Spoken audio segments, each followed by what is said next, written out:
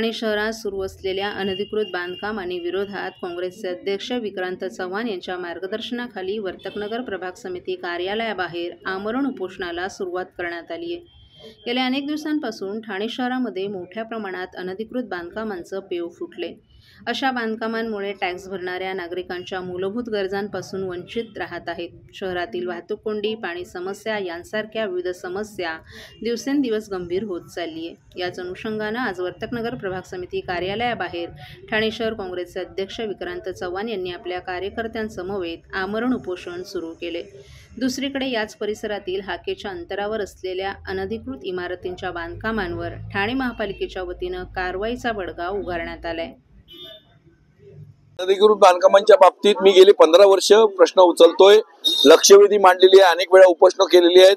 त्या लक्षवेधीस अनुसरून 2020 साली अनधिकृत बांधकाम करणाऱ्या अधिकाऱ्यांची आणि कर्मचाऱ्यांची तसेच बांधकामधारकांची चौकशीचा ठराव झालेला होता। त्या चौकशीच्या ठरावाच्या अनुषंगाने चौकशी झालेली आहे, निष्कर्ष काढण्यात आलेले आहेत, चौकशी अंतिम टप्प्यात आहे। परंतु अनधिकृत बांधकाम काही थांबत नाहीत। ही जी इमारत आहे नाल्यावरची, ही इमारतीबद्दल मी जवळजवळ सातत्याने 4 महिने तुमच्या माध्यमातून तक्रारी करतोय। इमारत जेव्हा 1 माळ्याची होती, प्लिंथ होती, 1 माळ्याची होती, तक्रारी करतोय, आता 7 माळे बांधले। त्यामुळे या 7 दिवसापूर्वी उपोषणाचं पत्र दिलं होतं। डीसीपी झोन 5 आपण दिलं होतं, त्यांनी बंदोबस्त द्यायला टाळला। डीसीपी झोन 5 बंदोबस्त द्यायला टाळला।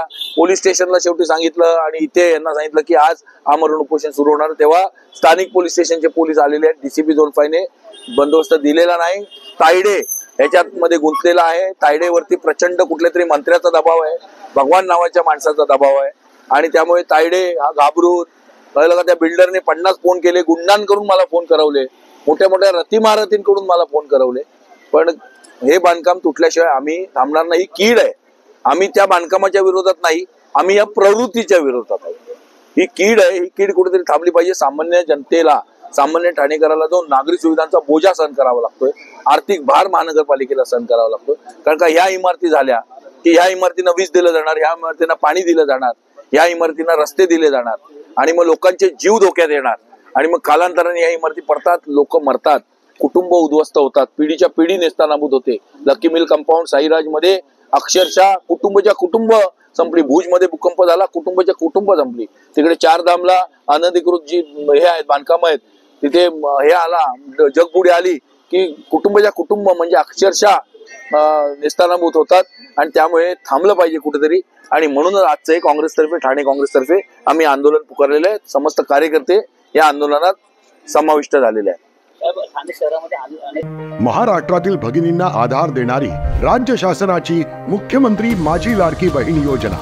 या योजनेअंतर्गत अल्प उत्पन्न गटातील 21 ते 65 वयोगटाच्या भगिनींना मिळणार दरमहा 1500 रुपयाची मदत। अर्ज करण्यासाठी 31 ऑगस्ट 2024 पर्यंत मुदतवाढ।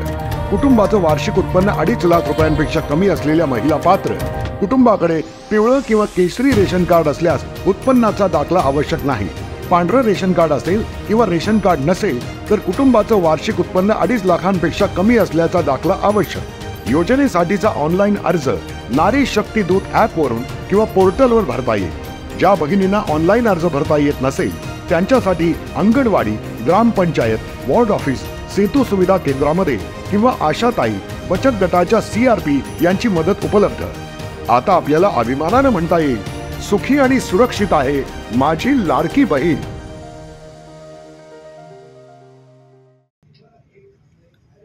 ठाणे शहरातील वाहतुकीच्या दृष्टीने महत्त्वाचा प्रकल्प असलेल्या वडाळा घाटकोपर कासरवडवली या प्रकल्पातील कापूरवाडी मेट्रो स्थानकाच्या निर्माणातील महत्त्वाचा टप्पा पूर्ण झालाय।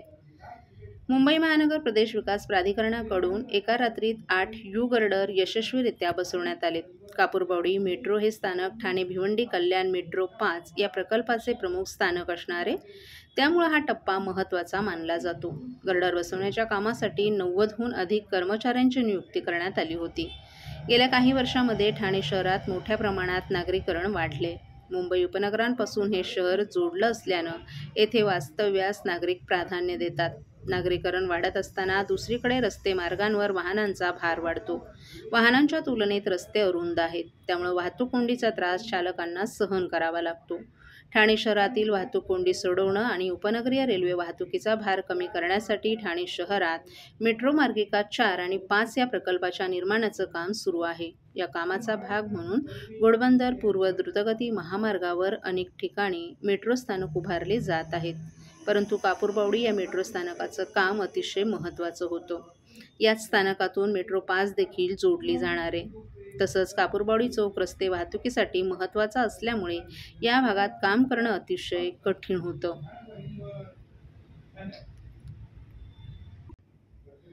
ठाणे महापालिकेचा पुढील लोकशाही दिन 7 जुलै रोजी आयोजित करण्यात आला आहे. नागरिकांनी जुलै महिन्याच्या लोकशाही दिनाच्या 15 दिवस आधी म्हणजेच 23 जूनपूर्वी त्यांचे अर्ज निवेदनं महापालिका भवन नागरी सुविधा केंद्र येथे 2 प्रतीत सादर करावीत. हे निवेदन दाखल करताना अर्जदाराने प्रत्येक निवेदनासोबत प्रपत्र 1 सादर करणं आवश्यक आहे. प्रपत्र 1 नागरी सुविधा केंद्र येथे उपलब्ध करून देण्यात आलं आहे. महाराष्ट्र शासन सामान्य प्रशासन विभागाकडील परिपत्रकानुसार लोकशाही दिनाच्या दिवशी नागरिकांनी निवेदनं न स्वीकारता ही निवेदनं 2 प्रतीत लोकशाही दिनाच्या 15 दिवस आधी महापालिका कार्यालयात सादर करणं आवश्यक असल्याचं स्पष्ट करण्यात आले. नागरिकांनी महापालिका मुख्यालयातील लोकशाही दिनामध्ये निवेदन सादर करताना परिमंडळ लोकशाही दिनामध्ये मिळालेला टोकन क्रमांक नमूद करणं आवश्यक आहे. अर्जदारानं एका अर्जात एकच तक्रार सादर करावी. एकापेक्षा जास्त तक्रारी असलेला अर्ज स्वीकारला जाणार नाही. त्याचप्रमाणे आस्थापना विषयक विविध न्यायालयात लोक आयुक्त यांच्याकडे प्रलंबित असलेल्या प्रकरणांच्या तक्रारी, माहिती अधिकार कक्षेत येणारी प्रकरणं, तसंच राजकीय पक्षांच्या, नगरसेवकांच्या, संस्थांच्या लेटर हेडवरील अर्ज, अंतिम उत्तर दिलं आहे किंवा देण्यात येणार आहे अशा प्रकरणी केलेला अर्ज, तक्रार वैयक्तिक स्वरूपाची नसेल तर असे अर्ज स्वीकारले जाणार नाहीत याची नोंद घ्यावी. लग्नसराई आणि सणासुदीच्या हंगामासाठी खास संकलन घेऊन शिल्पम आर्ट अँड क्राफ्ट कॉटन आणि सिल्क एक्स्पोचं आयोजन ठाण्यात करण्यात आलं आहे.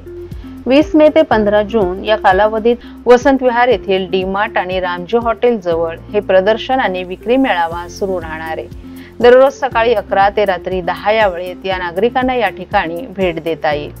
या एक्स्पोमध्ये सर्व प्रकारचे suit, dress material, stoles, kurti, fashion jewellery, पारंपरिक footwear, khadi shirts, brass articles, घर फर्निशिंग, पॉटरी, फर्निचर अशा विविध वस्तू एकाच ठिकाणी उपलब्ध आहेत. ग्राहकांसाठी खास आकर्षण म्हणजे राष्ट्रीय स्तरावरील विविध भागातील हस्तकलेचं सामान या ठिकाणी एकत्रितपणे पाहायला आणि खरेदीसाठी मिळणार आहे. सर्व कार्ड आणि डिजिटल पेमेंटची सोयही उपलब्ध आहे.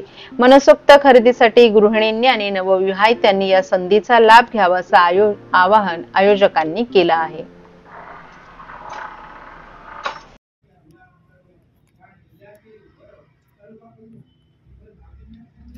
देवेंद्र फडणवीस सरकारनं एसटी महामंडळाच्या कर्मचाऱ्यांसाठी महत्त्वपूर्ण घोषणा केली आहे. जून 2025 पासून कर्मचाऱ्यांना मूळ वेतनावर 46% ऐवजी 53% इतका महागाई भत्ता जाहीर करण्यात आलाय.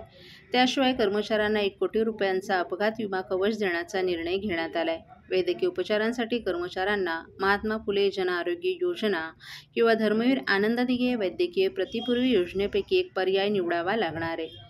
सेवानिवृत्त एसटी कर्मचाऱ्यांसाठी मोफत प्रवास पासची मुदत 9 महिन्यांवरून 12 महिन्यांपर्यंत वाढवण्यात आली आहे. याचा लाभ सुमारे 35,000 सेवानिवृत्त कर्मचाऱ्यांना होणार आहे. गेल्या काही दिवसांपासून पगारामुळे आणि इतर सुविधांमुळे एसटी कर्मचाऱ्यांमध्ये नाराजी होती. सरकारनं मंगळवारी या घोषणा करत गुड न्यूज दिली आहे. एसटी महामंडळाच्या विविध संघटनांची सह्याद्री बंगल्यावर एक बैठक पार पडली. या बैठकीत अनेक निर्णय घेण्यात आले. त्यामध्ये 1 कोटी रुपयांच्या विम्याचा महत्त्वाचा निर्णय घेण्यात आलाय. एसटी कर्मचाऱ्यांना स्टेट बँक ऑफ इंडिया मार्फत अपघात विमा कवच लागू करण्यासाठी बँकेशी सामंजस्य करार झालाय. स्टेट बँकेत वेतन खाते असलेल्या कर्मचाऱ्यांना कामावर असताना किंवा नसताना अपघात झाल्यास विमा संरक्षण मिळणार आहे. कर्तव्यावर असताना किंवा नसताना अपघातात निधन झाल्यास 1 कोटी रुपये, पूर्ण अपंगत्व आल्यास 1 कोटी रुपये तर अंशतः अपंगत्व आल्यास 80 लाख रुपयांपर्यंत विमा रक्कम देण्यात येणार आहे.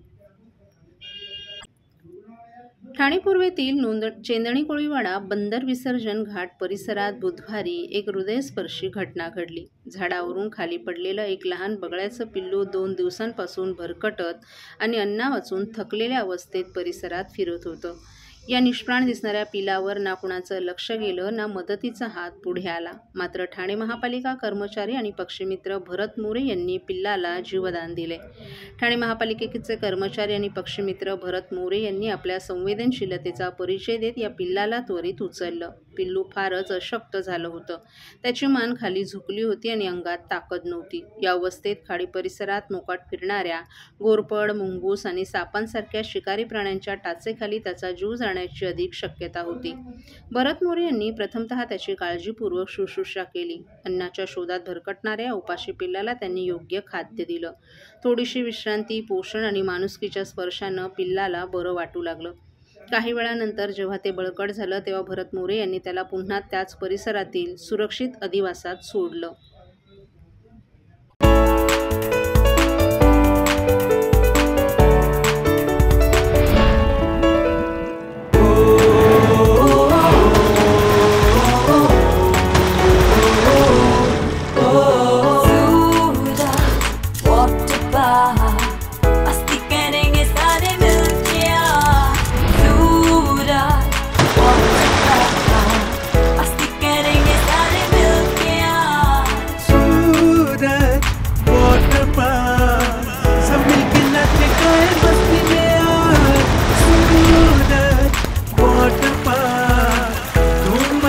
सब मिलके आज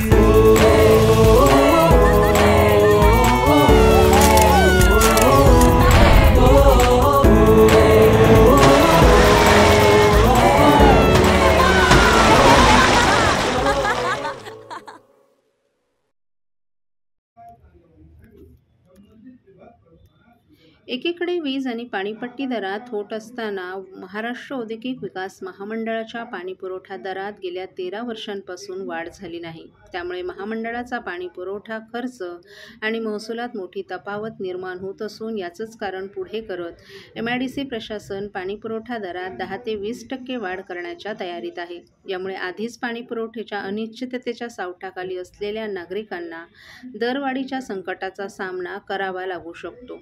ठाणे जिल्ह्यातील बहुतांश शहरांना महाराष्ट्र औद्योगिक विकास महामंडळाच्या बारवी धरणातून पाणीपुरवठा केला जातो.